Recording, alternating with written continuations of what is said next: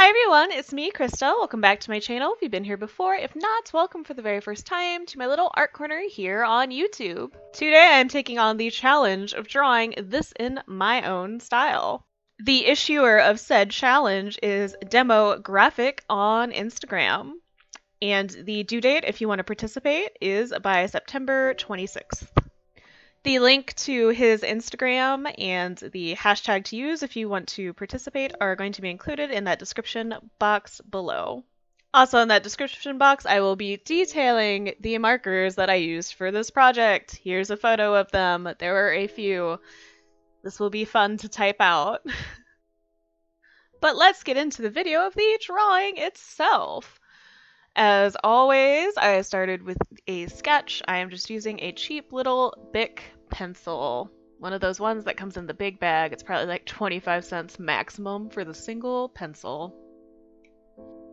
This is the first time I've ever participated in a draw this in your style type challenge. When I saw what the drawing was of that I was going to be replicating in my own style, I decided that if I was going to do one, this was going to be the one because it's definitely a good subject for stuff I like to do.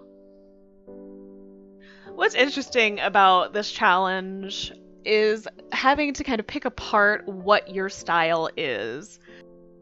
I had to take a deep think about what makes a piece mine. What are things that I do? Because when I'm making it, I don't really think about it. My style is just something that kind of happened organically over a long period of time. I decided that bright, vibrant, contrasting colors, specifically in blues, reds, and yellows, are definitely a marker, and strong black lines are, where it's almost this kind of comic book effect. Have any of you ever done this kind of challenge where you draw someone else's art in your own style? If you have, let me know about it. What were some challenges that you came across, and what did you discover about what is your unique style while you were making it? For this specific drawing, I didn't use a lot of the guidance lines like I have been lately. I wanted this to feel a little bit more organic to me. And I wanted to freehand a lot of those veins and eyes that we're doing because I added a lot of extra textures that aren't there in the original piece because I wanted it to reflect a lot of the Argus series pieces that I've done. And if you're not sure what I'm talking about with the Argus series, I have a retrospective slideshow video right here on this channel that describes the pieces, shows them, and kind of gives some insight of what I was thinking and attempting to do with each one. Now that I have a basic sketch down, I am going in with a red Prismacolor Premier marker. This one is specifically in Crimson Red. I am just following those lines with the red and getting a little bit of a guide for not only where I want stuff, but also where I specifically want the red color to go. And yes, that is a bullet nib. It is not a brush nib. I like my old Prismacolor markers that do not have the brush nib.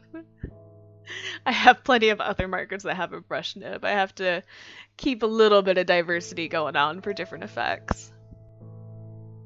And for this specific piece, I use a lot of different markers. You don't have to use this many. You can get a lot of the same effects with just using a couple, like 2 shades of red, 2 shades of blue, and a shade of yellow, and have a white marker over it. You don't need the plethora of colors that I have. I just have a lot of markers, and I want to use what I've got. Now I'm using a Prismacolor Premier light blue marker. It's specifically in true blue to lay down the areas where I want the blue, and I'm going in with a lighter Copic marker. I'm going to be using a lot of different brands, a lot of different types. They're mostly alcohol based. I think 1 or 2 might be water based, and there are definitely a couple of acrylic ones. This is definitely a mixed media marker drawing. I am also using a darker blue Copic marker to get the idea for the hair going, and I'm just going to be building with the different shades of blue for a moment now to add a little bit of depth. For this piece, as you can see, I did not outline everything in black to begin with. I am building up the color first, and I will be adding in the black later. Sometimes I do it the opposite way, where I put the black outline first, but for this specific piece, I wanted to build it up from lightest to darkest. With markers, I feel like it's a lot like watercolor, where it is best to try to do the lightest colors to the deepest. You can always pull out whites again with an acrylic paint marker or a white gel pen or white ink, whatever whites product you might have, but leaving some of the white of the paper can be very helpful to begin with. Now I'm starting to introduce some of that black marker in. I just realized that I have no idea what kind of marker this is because all the writing is in Japanese and I cannot read it. But it is one with a smaller brush tip nib and then a tiny bullet nib on the opposite side. It's good for doing the line work and some of the more painterly effects that I want to happen in this drawing.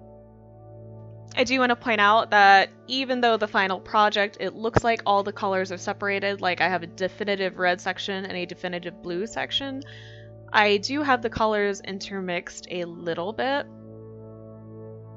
It is a good idea to use opposite colors sometimes and mix them together, because putting some of those dark blues over that red makes some purpley shades, and vice versa. I also have this weird thing that I do where I like using yellow against blue and with the red as well to help indicate a little bit more of a yellowish light situation happening. I think it just helps the piece pop a little bit more.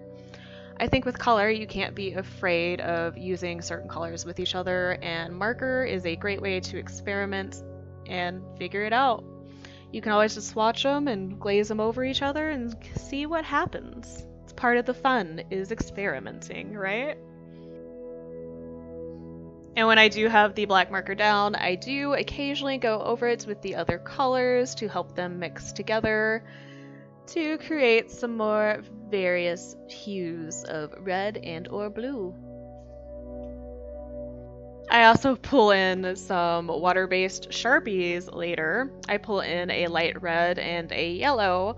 I like using these a lot with my pieces, just acrylic paint markers in general, to help with detail work, and these two specifically are ones that I've been using with a lot of these eyeball-based pieces. I think they just add a little bit of an extra pop. I'm very much about bright, saturated, contrasting colors.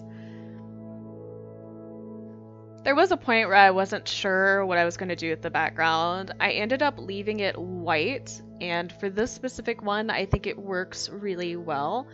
It helps bring out the highlights throughout the piece that I did with a white Posca marker, and it also helps the viewer focus more on the brightness and all the lines, because I have a lot of crazy stuff going on, a lot of lines, a lot of bright colors. Having that white background keeps it from pulling away from all of that work I put in. I wanted to make sure that I used a thicker black line around the outline of the figure, once again just to help with that contrast, to help her jump out from that background just a bit more. I did have a lot of fun doing this one. I think it's just because it's within that comfort zone level that I've built up. Subject matter and colors that I just really enjoy using. This is a happy place for me.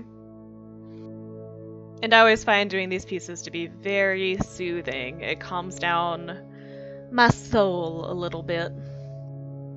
I think we as artists all have our own versions of a comfort place that we go to with our art and things that we make that just really fulfill us as people. And that's just what this kind of thing is for me.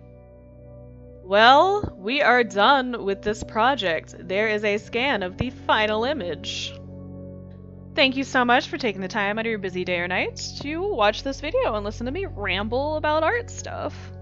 If you liked this video, please hit that like button. If you have any comments, questions, feelings, or concerns, let me know in that comment section down below.